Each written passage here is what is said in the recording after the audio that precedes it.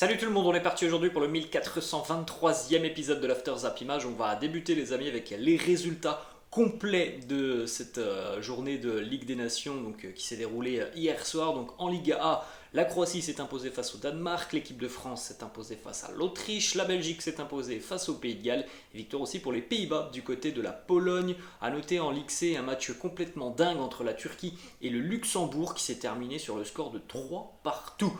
On va démarrer les amis avec une longue page consacrée au match de l'équipe de France hier. On en a parlé, on en est à 2 mois les amis de la Coupe du Monde. Donc évidemment, voilà, on est sur des matchs importants, même s'il y a beaucoup d'absents du côté de l'équipe de France. Ce sont des matchs qui permettent de travailler tout simplement et de se retrouver avant la grande liste de Didier Deschamps dans quelques semaines et le grand début de la compétition dans 2 mois exactement.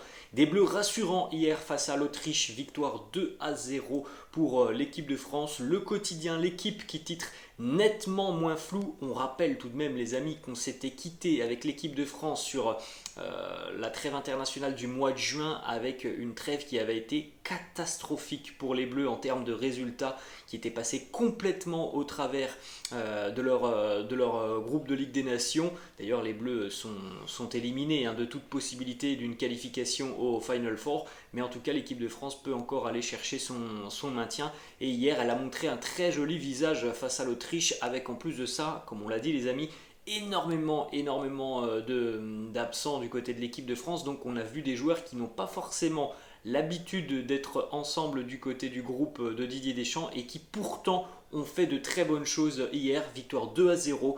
Kylian Mbappé, 56e minute sur un joli exploit tout de même de Kylian Mbappé qui s'est un petit peu amusé dans le milieu de terrain autrichien. Et puis le but aussi une dizaine de minutes plus tard de Olivier Giroud de la tête, très très belle tête en pleine extension d'Olivier Giroud sur un centre d'Antoine Griezmann. Et c'est ce que l'on a dit les amis, franchement on a vu hier de bonnes intentions, de bonnes combinaisons, de gros matchs de certains joueurs. Le milieu de terrain, Raphaël Varane, Mbappé, Griezmann, Giroud, Jonathan Klaus, William Saliba. Franchement, il y a eu de très très bonnes choses hier dans l'état d'esprit, dans les intentions, dans les envies de combiner. Donc c'était un tout autre visage de l'équipe de France par rapport à celui que l'on avait vu il y a maintenant 3 mois lors du dernier rassemblement. Des déclarations du sélectionneur Didier Deschamps. Premièrement, il nous dit: je suis très satisfait par le contenu, on a eu énormément d'occasions et beaucoup de maîtrise. On a eu peu de temps pour préparer ce match, mais il y a beaucoup de points positifs, il y avait des intentions et tout le monde a fait les efforts, même quand on n'avait pas le ballon. Il a aussi évoqué notamment le match des petits nouveaux hier, comme Benoît Badiachil, comme Youssouf Fofana. Il nous dit parmi les satisfactions, eh bien c'est vrai que Benoît Badiachil et Youssouf Fofana, ils ont beaucoup de qualités techniques, ils n'ont pas forcément de l'expérience, mais il faut leur en donner. Ils sont bien encadrés par les autres joueurs. C'est une belle performance de l'équipe de France. Randal Colomani est entré en toute fin de match pour fêter on va dire sa première sélection, mais il a joué qu'une petite minute. En tout cas, Benoît Badiachil et Youssouf Fofana ont été très à l'aise, notamment la doublette au milieu Fofana-Chouameni qui se connaît depuis Monaco a été très très satisfaisante. On poursuit les amis avec quelques informations autour d'Olivier Giroud et Kylian Mbappé. Le travail a été bien réussi hier pour les deux joueurs de l'équipe de France. Un but pour Giroud, un but pour Mbappé, et surtout on a bien vu les amis que les deux essayaient très souvent de combiner. Souvent Kylian essayait de prendre appui sur Olivier Giroud, et il y a eu des séquences qui ont été très agréables à voir entre les deux attaquants. Donc c'est une autre opportunité pour l'équipe de France d'avoir Olivier Giroud que d'avoir Karim Benzema. Évidemment que Kylian est capable de combiner avec Karim Benzema, mais c'est sûr que d'avoir Olivier Giroud en point d'ancrage, c'est quelque chose aussi de différent. Bon, on verra évidemment si Olivier sera présent à la Coupe du Monde. Petite stat sur Kylian Mbappé, donc buteur hier. Kylian avec l'équipe de France, c'est 58 matchs, 28 buts, 17 passes décisives, une Coupe du Monde, une Ligue des Nations. Il est donc entré hier dans le top 10 des meilleurs buteurs de l'histoire des Bleus. On regardera dans quelques instants le classement des meilleurs buteurs de l'équipe de France, puisque Olivier Giroud est de plus en plus près de Thierry Henry. Deux déclarations de Kylian Mbappé, premièrement, qui nous parle de ce qui peut différencier l'équipe de France et le Paris Saint-Germain, et il envoie un message au PSG Il nous dit: j'ai beaucoup plus de liberté ici avec l'équipe de France. Moi, je peux me balader, aller dans les espaces, demander les ballons. À Paris, c'est différent. Il n'y a pas ça. On me demande de faire le pivot. Voilà, on a vu un Kylian un petit peu différent de ce qu'il peut faire du côté du Paris Saint-Germain. Et voilà, il a l'air, les amis, de plus s'éclater dans ce style de l'équipe de France qu'à l'heure actuelle, avec son rendement et surtout ce qu'on lui demande du côté du Paris Saint-Germain. On continue avec une autre déclat de Kylian Mbappé sur les droits à l'image. Il nous dit: le groupe a toujours été derrière moi depuis le début, c'était une démarche collective. Je n'ai pas de problème à aller sur le devant de la scène et me battre pour mes coéquipiers. Pas grave de prendre les critiques, j'ai l'habitude. Donc voilà, Kylian a été donc le porte-parole du groupe de l'équipe de France qu'il a soutenu dans cette guerre contre la fédération, dans cette guerre entre guillemets contre la fédération, pour obtenir gain de cause en ce qui concerne le droit d'image des joueurs. On continue avec cette fois-ci, les amis, quelques informations et stats autour de Olivier Giroud, qui a été très bon hier. Un but, une passe D pour Giroud. Alors la passe D pour Kylian, c'est vrai qu'après Kylian il s'est un petit peu fait ce but tout de même tout seul, mais la dernière passe elle est tout de même pour Olivier Giroud, et le but de la tête il est magnifique.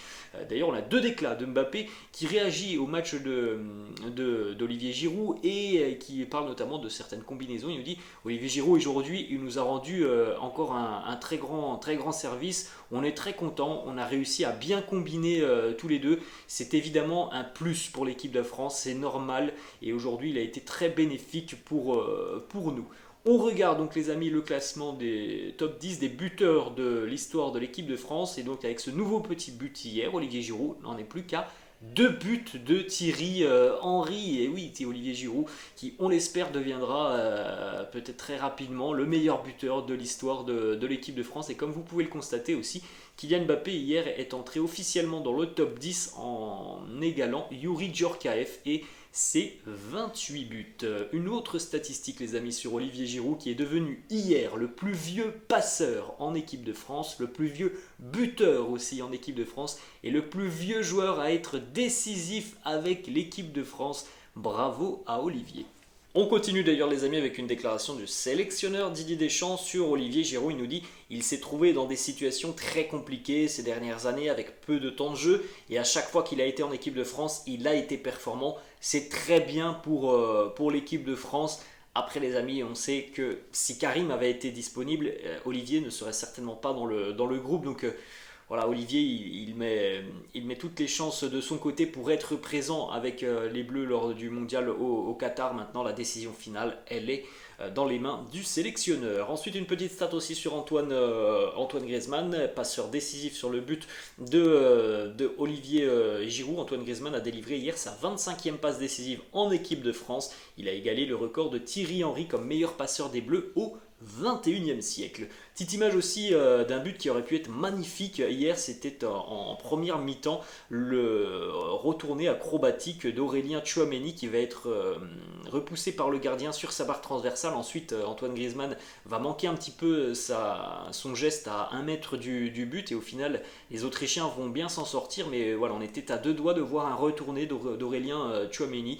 Aurélien Tchouaméni qui a fait d'ailleurs un super match avec l'un de ses anciens coéquipiers à Monaco, Youssouf Fofana.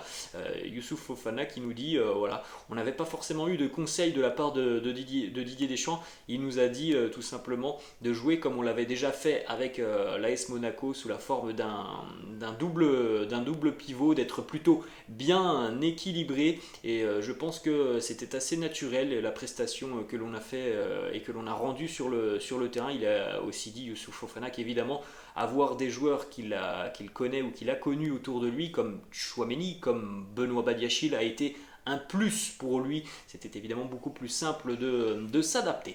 On continue, les amis, toujours avec des informations du côté des Bleus. Malheureusement, 2 mauvaises nouvelles en plus pour l'équipe de France. 2 blessés, comme si la liste des blessures ne suffisait pas. 2 nouveaux joueurs se sont blessés hier lors de la première mi-temps. Le défenseur central du FC Barcelone, Jules Koundé, a dû céder sa place à William Saliba. Problème musculaire pour Jules Koundé, et il en est de même aussi pour Mike Maignan, qui était titulaire hier, puisqu'on rappelle déjà, les amis, que Lloris n'est pas présent. Mike Maignan lui aussi est sorti pour un problème musculaire. Il a été remplacé par Areola donc en seconde mi-temps. Et on le sait déjà d'ailleurs les amis, les deux joueurs sont d'ores et déjà forfaits pour le dernier match face à la sélection danoise donc dimanche. Donc voilà, c'est quand même dingue hein, le nombre de blessures du côté de l'équipe de France. Bon, tant mieux si ça arrive à 2 mois de la Coupe du Monde. On espère que tout le monde sera rétabli pour le mondial. Hein. C'est mieux que ça arrive à ce moment-là que juste avant la Coupe du Monde, mais c'est tout de même très très inquiétant. On termine avec une dernière petite information blessure du côté de l'équipe de France. Ça concerne Boubacar Kamara qui lui avait été appelé il y a quelques jours par Didier Deschamps et qui avait donc dû déclarer forfait puisqu'il s'était blessé lui aussi la semaine passée avec son équipe d'Aston Villa. Et bien Boubacar Kamara sera probablement forfait pour la Coupe du Monde. Il devrait être indisponible pour au moins 2 mois. Blessure au niveau du genou droit, donc l'ancien Marseillais ne devrait pas disputer le mondial. Dernière petite information les amis, vous avez vu hier, hein, les Bleus portaient leur nouveau maillot au Stade de France, plutôt beau, hein, le maillot de l'équipe de France avec voilà, tous les petits sponsors ou logos aux couleurs dorées. On va continuer les amis avec l'autre résultat du groupe de l'équipe de France. C'était un match important pour les Bleus. La Croatie s'est imposée 2-1 face au Danemark avec un but de Borna Sosa.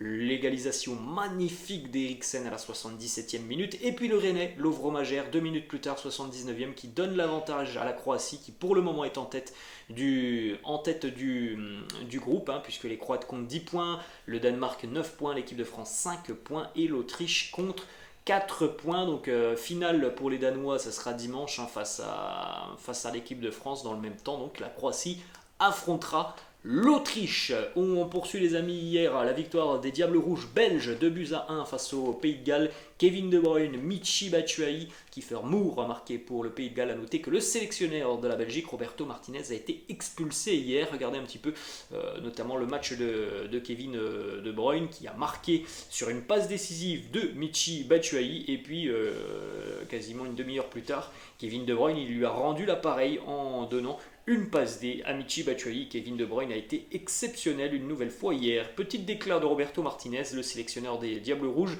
qui nous dit c'était un bon match face à un adversaire qui sera présent à la Coupe du Monde. On a bien géré l'intensité en première mi-temps, on a marqué 2 buts sur des phases de jeu plein. Il y avait du mouvement, de la compréhension entre De Bruyne et Hazard, de la discipline de la part de Michy Batshuayi. En deuxième mi-temps, on a laissé peut-être un peu trop d'espace. On a été un petit peu plus lent et on concède donc ce but, mais on a bien géré tout de même la fin de rencontre. Des mots aussi du sélectionneur sur la prestation d'Eden Hazard. Est-ce que cette prestation est positive? Il nous dit oui, j'ai vu de la continuité par rapport à ce que l'on avait vu au mois de juin. Il est libre de toute douleur, il a un très bon feeling avec le ballon et une première touche de balle qui correspond à Hazard à son meilleur niveau. Bien sûr, en termes de rythme de match, ce n'est pas encore ça, mais c'est logique. J'espère le voir enchaîner les matchs de 90 minutes en club ces prochaines semaines. On a vu des mouvements magiques, son talent est bel et bien de retour. On continue les amis avec une petite information qui concerne donc l'expulsion de Roberto Martinez en fin de match. Bon, c'était assez sévère hein, cette expulsion de Roberto Martinez. Conséquence directe normalement les amis, eh bien ce week-end ça devrait être Thierry Henry qui serait sur le banc de touche de la Belgique pour le dernier match des Diables en Ligue des Nations. Thierry Henry devrait donc être l'entraîneur entre guillemets sur le banc de touche puisque Roberto Martinez lui devrait être en tribune. Dernière petite image sur ce match de la Belgique. Hier, Eden Hazard et Gareth Bale se sont retrouvés donc avec leur sélection nationale pour les deux joueurs du Real Madrid. En tout cas, Gareth Bale, ancien joueur du Real Madrid. On continue les amis du côté de la Pologne où l'équipe de Robert Lewandowski a été battue hier par les Pays-Bas 2-0. Cody Gakpo qui marque encore hein, le début de saison est monstrueux pour le jeune attaquant du PSV et un but aussi pour Steven Bergwijn. Une petite information et mauvaise nouvelle d'ailleurs pour le FC Barcelone puisque Louis van Gaal, l'entraîneur et le sélectionneur des Pays-Bas, a indiqué hier que Memphis ne jouerait certainement pas ce samedi puisque l'attaquant barcelonais est sorti sur blessure hier face à la Pologne.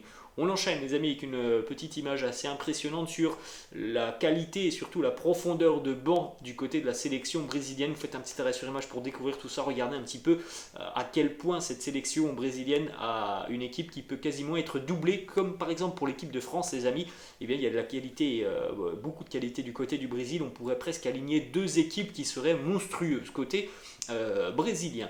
On jette un coup d'œil les amis au nouveau maillot de la sélection algérienne. Vous pouvez jeter un petit coup d'œil, vous faites un arrêt sur image, très sympa. Les nouveaux designs des maillots des Fennecs. Allez, on va terminer cette vidéo les amis avec quelques informations en Ligue 1. Premièrement, on démarre avec une réaction de Bruno Genesio, actuel entraîneur du Stade Rennais, ancien entraîneur de l'OL. Il réagit donc à la saison qui vient de s'écouler du côté de l'Olympique Lyonnais avec Peter Bosz. Et Bruno Genesio il nous dit: si c'est moi qui fais la saison de Lyon cette année à la place de Bosz, je me fais découper toute la saison. Si ça avait été moi, c'est pas que vous m'auriez arrangé, vous m'auriez découpé, laminé. C'est ça que je reproche aux médias et je suis tout à fait d'accord avec Bruno Genesio. Il a eu un traitement du côté de l'OL qui était quand même particulier de la part des médias, de la part des supporters de l'OL qui souhaitaient vraiment les pires choses à Bruno Genesio, qui voulait son départ à tout prix.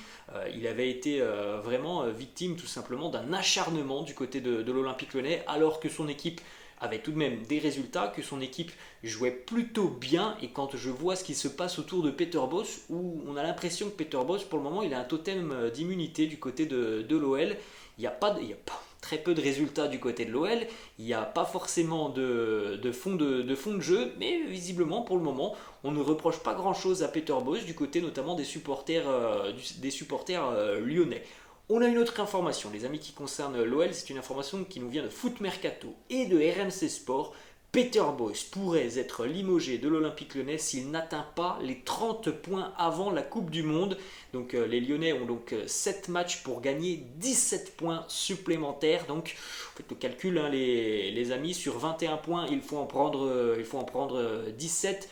Autant dire que ça peut être compliqué si c'est un vrai objectif qui a été posé par notamment les dirigeants lyonnais et Jean-Michel Aulas. Ça semble être compliqué, surtout quand on connaît le calendrier de l'OL d'ici à la Coupe du Monde. Une petite information qui concerne Neymar, auteur d'un début de saison stratosphérique. Le Ney vient d'être élu joueur du mois d'août en Ligue 1 et c'est bien mérité pour lui. On a une déclat aussi les amis de Christophe Galtier, l'entraîneur du Paris Saint-Germain, qui nous parle de ses modèles et il nous dit: la première personne que j'ai rencontrée et qui m'a impressionné, c'est Carlo Ancelotti. Je suis très attentif et observateur à la manière dont il manage son équipe et comment son équipe arrive à renverser des situations incroyables. On continue les amis avec une petite information mercato du côté du FC Nantes, une arrivée qui va faire du bien parce que le groupe nantais est tout de même assez limité. On sait que le FC Nantes joue la Coupe d'Europe, donc ça fait toujours du bien. Fabien Santonze arrive en provenance de Metz. C'est un joker médical. Une déclaration de Vincent Labrune, président de la Ligue de football professionnel. Vincent Labrune qui nous dit: la Ligue 1 devra d'ici à 5 ans être non pas top 4, mais sur le podium européen, aussi bien en termes de résultats sportifs que de revenus. Il va y avoir du travail pour la Ligue 1. Et on termine avec une information du côté de la Bundesliga. L'ailier du Hertha Berlin, Jean-Paul Boetius, sera absent pour une durée indéterminée après la découverte d'une tumeur au niveau des testicules. On lui souhaite évidemment beaucoup de courage dans cette épreuve et ça fait beaucoup de joueurs de Bundesliga depuis le début de saison qui se sont vus détecter une tumeur aux testicules, comme par exemple Sébastien Haller, attaquant du Borussia Dortmund, mais il y en a d'autres du côté de la Bundesliga. Voilà les amis, la fin de cette vidéo, j'espère que ça vous a plu. N'hésitez pas comme d'habitude à lâcher un petit pouce bleu, n'hésitez pas non plus à vous abonner à la chaîne. Je vous dis à la prochaine, ciao.